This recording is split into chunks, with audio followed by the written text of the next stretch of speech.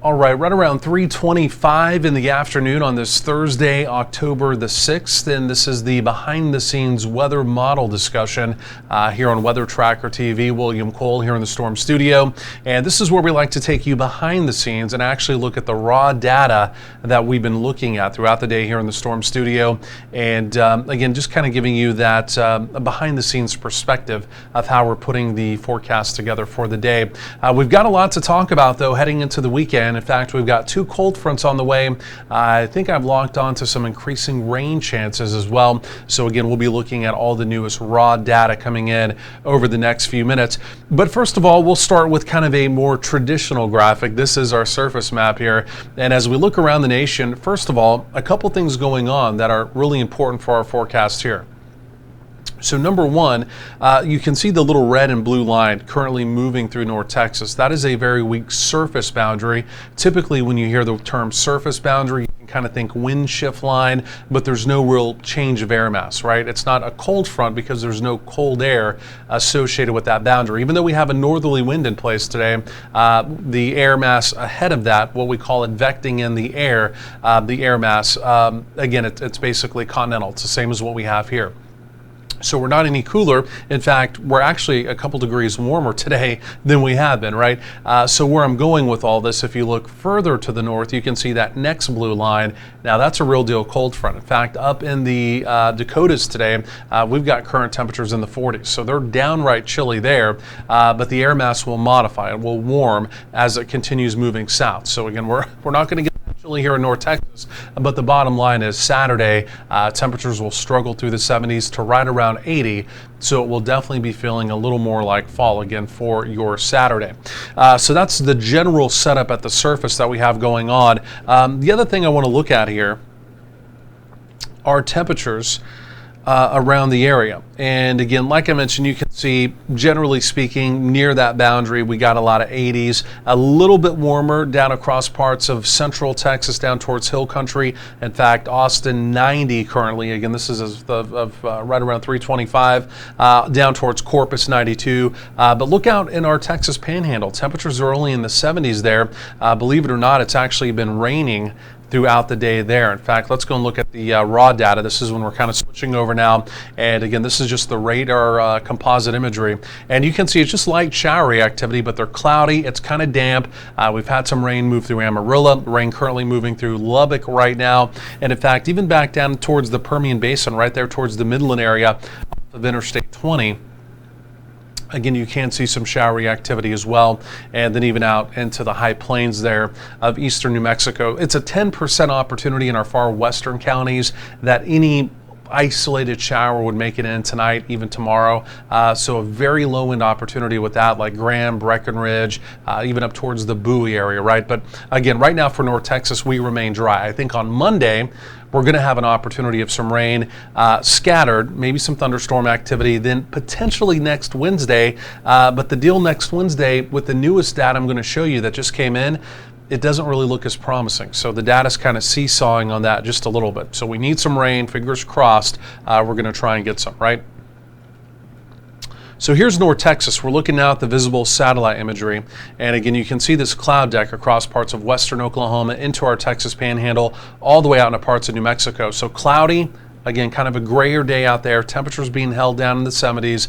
They've got the scattered showers. Again, where we're generally sunny here, again, our temperatures simply put have just kind of taken off today. Again, we're going to be topping out. Right now we're at 89, so we'll probably tap a 90, maybe even a 91 here in the Metroplex before it's all said and done, just for the fact we still have about another hour where we could add a degree to our temperatures. Okay, let's go and take a look at the upper air analysis, right? So we've talked about what's going on at the surface, but what's driving those surface features, right? This is really, when we look at this chart, this is the 500 millibar chart looking 18,000 feet above the surface. this really is what drives our entire forecast. And this, again, is really, if you're putting together your own forecast or whatever it is you're doing, this is where you typically want to start, right? So this is what we have going on. First of all, we have a big troughing pattern that's developed now off to our north and to our northeast, right? This was the storm trough that we've essentially been waiting on. It's kind of been holding in pattern, kind of steady up to the northwest over the last several days. It finally began to move, and now again you can see that big old elongated, this is what we call a long wave trough that's now developed. So we have northwesterly flow with this, so that's why we have cold fronts, not just one, but again a couple cold fronts that are going to be southbound, and again will begin to influence our weather.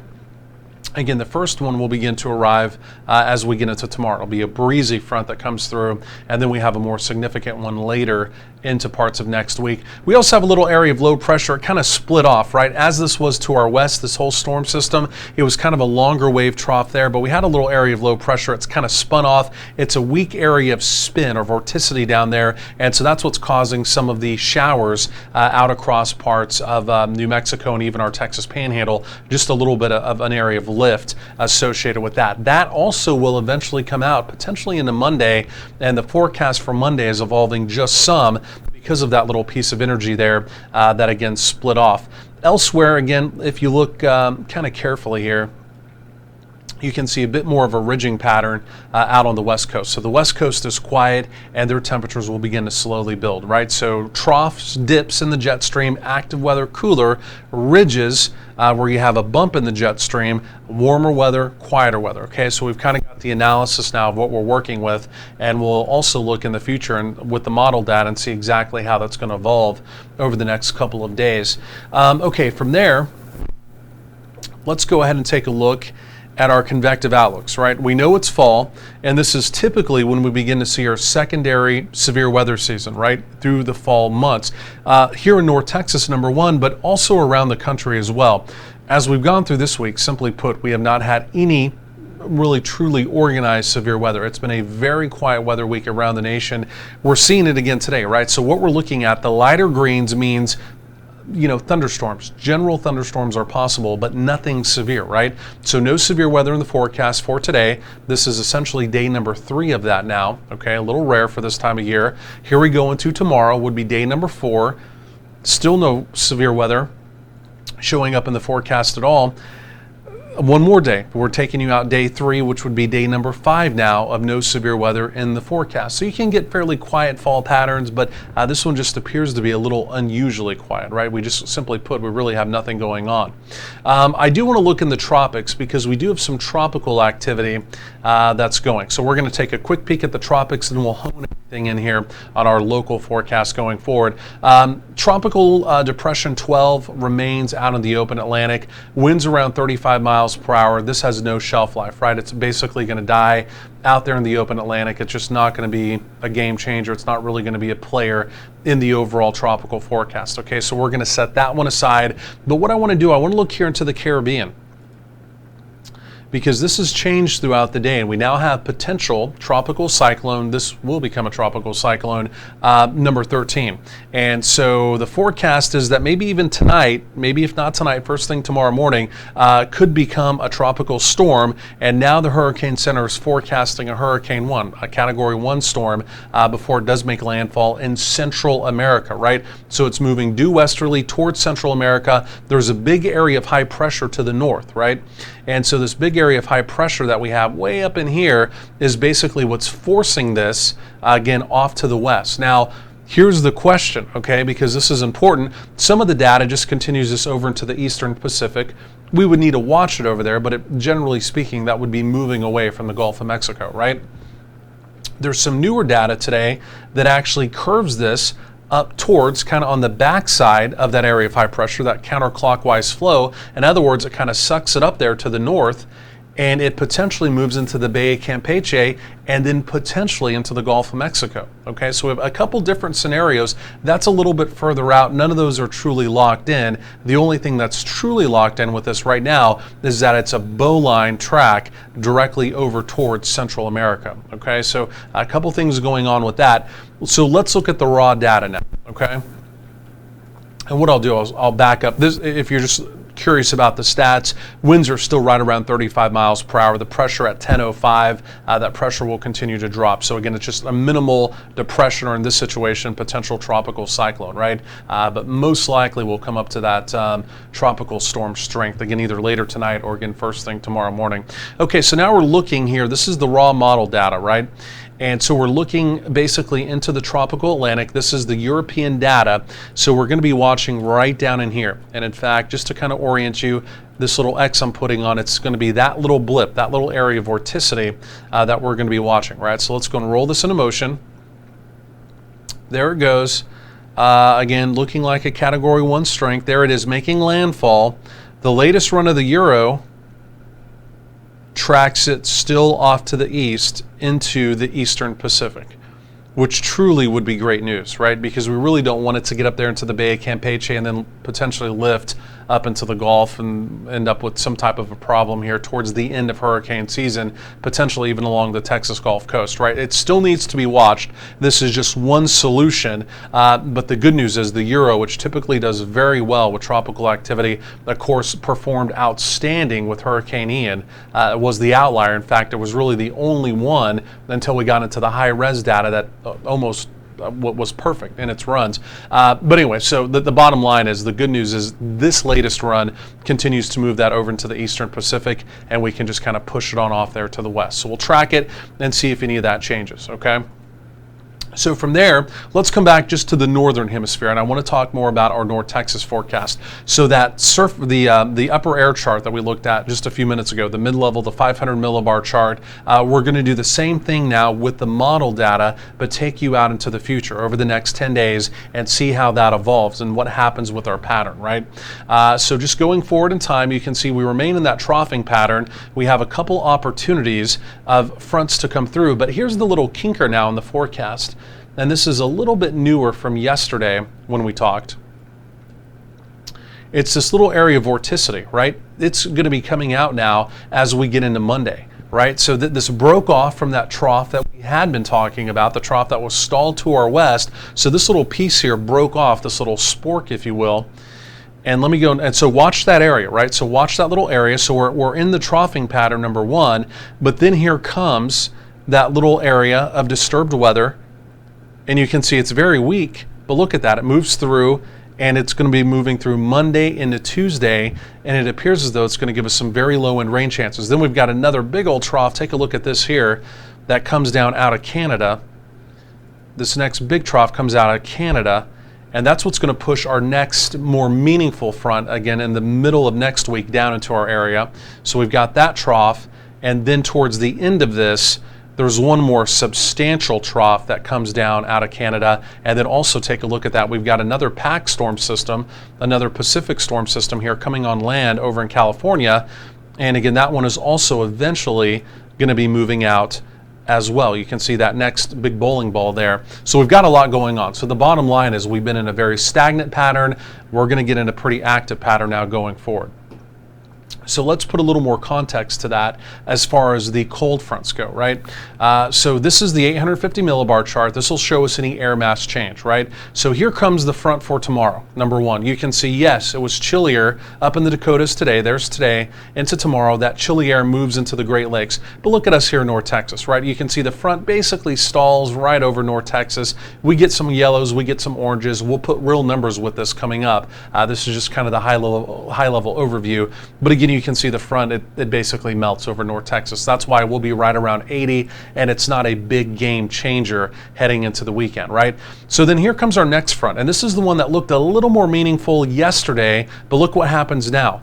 Similar story, it kind of gets hung up to the north, and it kind of melts over North Texas, right? We don't necessarily get a big change of air mass, but it does happen over the Great Lakes region. That's our front for the middle of next week. And now as we go further in time, getting out by about 10 days, here comes another front. Now take a look at this one. That one is even more substantial, but again, the devil's in the details. Will that one also swing more to the east and we just get a glancing blow here in North Texas, or will more of that, at least cooler air, in this situation it's truly cooler air, work its way on down to the south? But I can tell you, this is a fairly decent push, regardless if this comes all the way into North Texas or not. This is a big time push of cooler air. In fact, look at this Canadian air. I mean, that's coming down into parts of the northern tier. I mean, that's a good push. I mean, for this time of year, that is a really good push. That's some cold air coming down. So as long as that doesn't move off to the east too quickly, we may get a fairly decent cold front. And again, that right there is at day 10. That's as far as this model data goes. So about 11 or 12 days on down the road, we have to watch this, but there may be an opportunity of more of a substantial front, a real deal fall front, to be moving in here to North Texas. And by the way, that would be right there is October 16th. That would put us closer to October 20th. Yeah, towards the middle to end of October, that's about right. You know, we normally at least get one, fairly decent. Again, that doesn't mean our first freeze or anything, obviously, but just a fairly decent push of chilly air, right, where maybe you need a jacket and things like that. That's not locked in because, again, that's where the data ends. So over the next couple days, we'll have to see exactly how that solution evolves, right? Then we're also watching that system coming in from the west. So let's talk about rain chances here quickly, too. I'm trying to keep the time on this down a little bit. So let's take a look at rain. And again, this is the Euro just over the next 10 days. So we're essentially dry, but here's going to be the Monday. And this is the real change. I started to see this earlier this morning, and now this is the latest afternoon run of this coming in. And here comes that little weak upper level storm system. So there's your Monday. There's Monday at noon. Again, there's an opportunity of some scattered showers, right? So Monday looks cloudier. Probably the temperatures are going to be held down a little bit because of the cloud cover, and it's going to kind of feel moist, right? Because there's going to be a few showers around. This won't be a wall of water coming in, but there's going to be some low wind rain probabilities. I've got a 30%. If this data holds, we may even be able to bump it up to 40%. We'll just have to kind of watch it and see. But Monday looking a little more unsettled compared to how it had looked. Now, here's the drawback. As we get forward in time, here's our Wednesday and Thursday. As that next front came through, we thought we were probably going to have an opportunity of rain and storms. The data now, basically, it's a dry frontal passage. So I'm still holding on to a 30% probability for that Wednesday, even though right now the data doesn't support it. But sometimes you'll kind of get these runs, especially looking that far out, where you'll get a flip, right? In between every 12 hours when this data comes in, it'll show an opportunity of some showers, some thunderstorms. Then you kind of get one run that's an outlier, it doesn't show anything, but then tomorrow morning it'll be back there. So as opposed to, again, flipping your forecast on your extended forecast, in my situation, my 12-day, we don't always just take the rain chances out just because you have one run that doesn't show anything. Right now, if the run tomorrow morning doesn't show anything, then you probably dial it down to a 20%. If tomorrow afternoon's run doesn't show anything, then you may start to take it out, right? So you kind of progress with the data, but you're not making these, dramatic changes. There's people that do make the dramatic changes. When you look at their forecast, it's always all over the place, and you're thinking, what's going on here, right? So you're a little more consistent with your forecast as you're putting that together.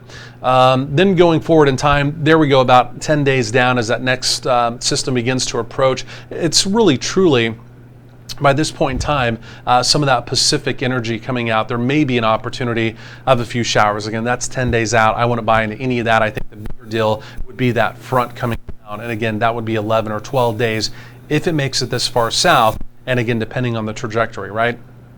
So there's still a lot of question marks on the forecast, but the bottom line is something is happening, right? It's not just blank data that we had looking at for about 2 weeks when we went stagnant, right? So quickly here, this is the high res data. In fact, before we get to that, I'm sorry, let me go and just put total precip, right? This will just be total precip projections here over the next 10 days from the Euro. And again, you can see our Texas Panhandle up in Oklahoma, rainfall projections look good. Here in North Texas, 10th to maybe a quarter, it's light amounts, and that's mainly because on Monday, that very weak system that comes through, that's showing a few showers could be around, right? So the bottom line is it's not a completely dry 10 to 12 day forecast, but there's just, the rain opportunities are variable. They're not really locked in, right? It's not a lock that we have a big storm system coming through and we've got an 80-90% opportunity of rain. Unfortunately, I mean, that's really what we need, but it's just not there right now. Just a quick peek at snow. How about this? And let's look at just across America quickly here and just see, it's that time of year, who's going to be maybe picking up some snow. And right now, a lot of it's up in Canada. And again, you can maybe see something up across parts of Montana up towards the Bitterroots, but by and large, the continental United States, pretty much snow-free. But this is something we'll be watching again across the nation as we go forward in time.